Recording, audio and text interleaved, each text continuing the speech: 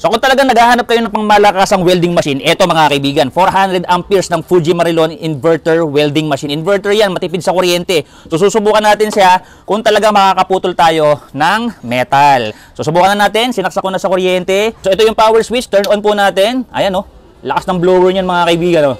Lakas ng ikot, ang ganda ng welding machine natin. So ito pinagmamalaki ko sa inyo mga kaibigan, 30 amperes up to 400 amperes yan mga kaibigan, oh, di ba? At ang kagandahan niya, napaka-stable niyan kasi every click mo, 1 ampere ng 1 ampere yung mababawasan, no?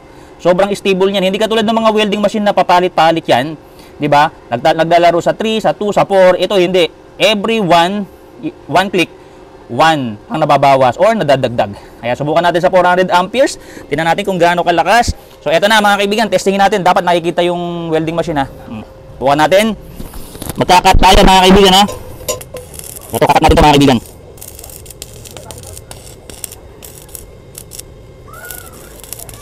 Nakakat na. Oh, 400 amperes. Ang lakas.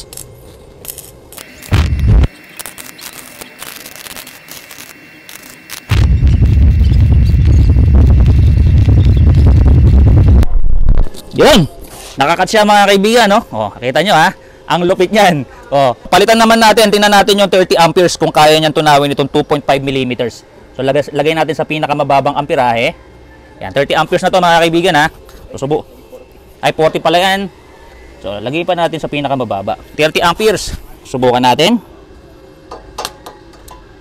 Ang maganda dito, meron siyang anti-stick function mga kaibigan ha. Hindi siya basta-basta nag-i-stick oh. Mababa lang siya oh, tingnan nyo oh.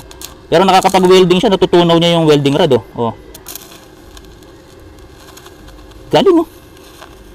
30 amperes nakakapag-welding na ang gamit ay itong medyo makapal na welding rod.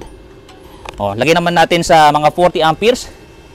So lagyan na natin sa makatotohanan mga 70 or 60 amperes. Tingnan natin ha. Tingnan niyo mabuti mga kaibigan.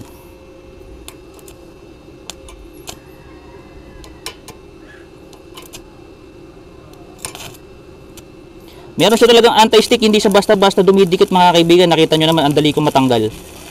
Lalo na sa mga beginner welder na katulad ko. Talagang dumidikit yung welding rod. Pero ito hindi oh. Ganda.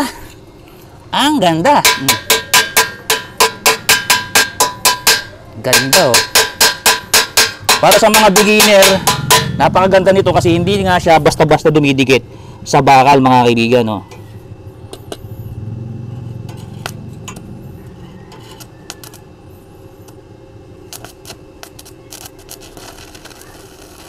$60 amperes. Okay, 60 amperes. Subukan naman natin sa 100 amperes. So, subukan natin sa 90 amperes mga kaibigan ha. 90 amperes naman. Tingnan natin kung mag-i-spark siya sa 90.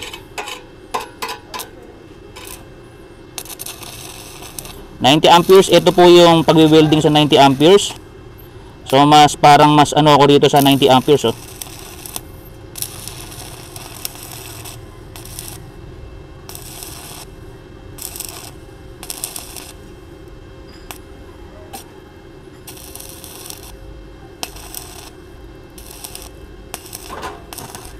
$90 amperes mga kaibigan. Ang ganda. O, subukan naman natin sa eto, mga 120. Mga 120. O, mga 115. O, tingnan mo. Nakukuha ko yung talagang amperahe, yung gusto kong amperahe nakukuha ko eh. Butas. Butas siya sa ano? Itong tubular butas mga kaibigan. Ganda ng tunaw. Kumbaga kagat kagad eh. Basta dinikit mo yung welding rod, kagat kagad eh. Butas siya. Oh. Ganda talaga. Oh, di ba? Kainaman diyan mga kaibigan, wala na kayong problema, wala na kayong i-set. Talagang isang knob lang yung gagamitin ninyo. Tapos may mga protection pa yan, no? May mga ilaw po diyan kayo makikita pagka medyo nag-e-error siya. May ilaw dyan na lalabas. Basta pag normal, ito, green lang siya mga kaibigan. So ano pa hinihintay nyo? Padala nyo lang yung complete name, complete address niyo and telephone number para magkaroon na kayo ng ganito kagandang inverter welding machine.